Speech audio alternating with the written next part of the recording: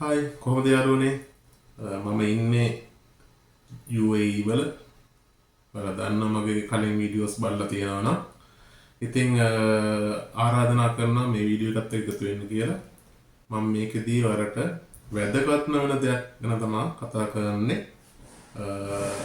මම හිතනවා ඔයාලා මේකට එකතු වෙයි කියලා රයිට්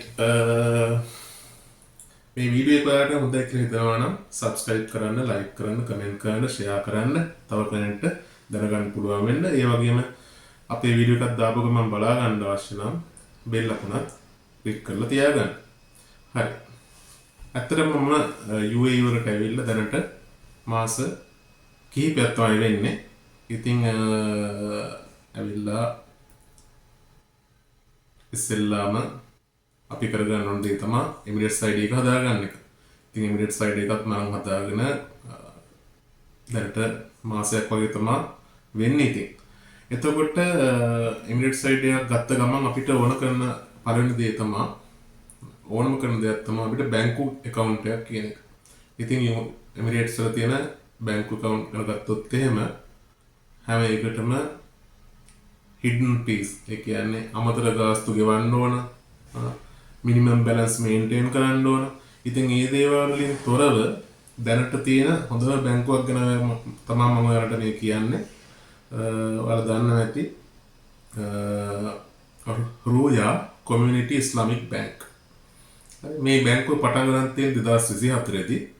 ඉතින් මෙයාලා ඔෆර් කරලා තියෙනවා no minimum balance charge නැති හොඳ account එකක්, saving account එකක්, current account එකක්, ඔයාලා check එකක් පවා ඔයාලා business එක පටන් ගන්න හිතනවා නම් පටන් ගන්න පුළුවන්. මේක අලුත් බැංකුවක් වුණාට UAE වල තියෙන central bank එකෙන් තමයි මේක regulate වෙන්නේ. ඉතින් ඒ ගැන බය වෙන්න දෙයක් නැහැ. මොකද සාමාන්‍ය බැංකු වලින් ගත්තොත් ලංකාවේ මුදල් රුපියල් 2000කට වැඩි මුදලක් අපිට ගෙවන්න වෙනවා. ඉතින් මේ බැංකුවේ හැම කිසිම මුදලක් ගෙවන්න ඕනේ නැහැ.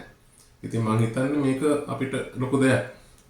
ඔයාලට ඕපන් කරගෙන ඇප් එක ඩවුන්ලෝඩ් කරගන්න පුළුවන් Play Store එකේ තියෙනවා, Apple Store එකේ තියෙනවා. කැමති එකකින් ඔයාලට Roya ඇප් එක ඩවුන්ලෝඩ් කරගන්න පුළුවන්. ඩවුන්ලෝඩ් කරගෙන ඔයාලගේ UAE pass එක through ඔයාලට ලේසියෙන්ම මේ වැඩේ කරගන්න පුළුවන්.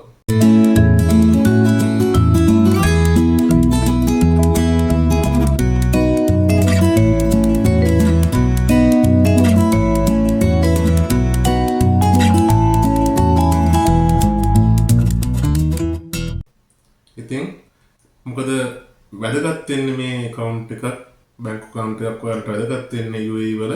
ඔයාලා දන්නවා මේ තියෙන සමහර facilities use කරන්න අනිවාර්යෙන් debit card එකක් ඕනේ. දැන් ගොඩක් අය ඇවිල්ලා මෙහෙ නිකන් මෙහෙ භාවිතා කරන්න බලාපොරොත්තු වෙනවා නම් යම් කිසි account එකක් සාමාන්‍යයෙන් භාවිතා කරන්න බෑ. පිටරට එකක් අරන් ගිහලා භාවිතා කරන්න අමාරුයි. ඉතින් ඒ වගේ වෙලාවට දැන් මෙහි තියෙන facilities තමයි ඔයාලා දන්නවා. තමාරා ටැබි වගේ දේවල් වලට use කරන්න ඕන නම් අනිවාර්යෙන් debit card එකක් ගන්න ඕන. ඉතින් debit card එකක් ගද්දී අනිවාර්යෙන් මේ වගේ දේවල් ගැන සැලකිලිමත් වෙන්න. hidden fees නැති, charges නැති, hidden charges නැති එකක් ඔයාලා ගන්න බලාපොරොත්තු වෙනවා. නැත්නම් ඉතින් මේක හොඳ අවස්ථාවක්.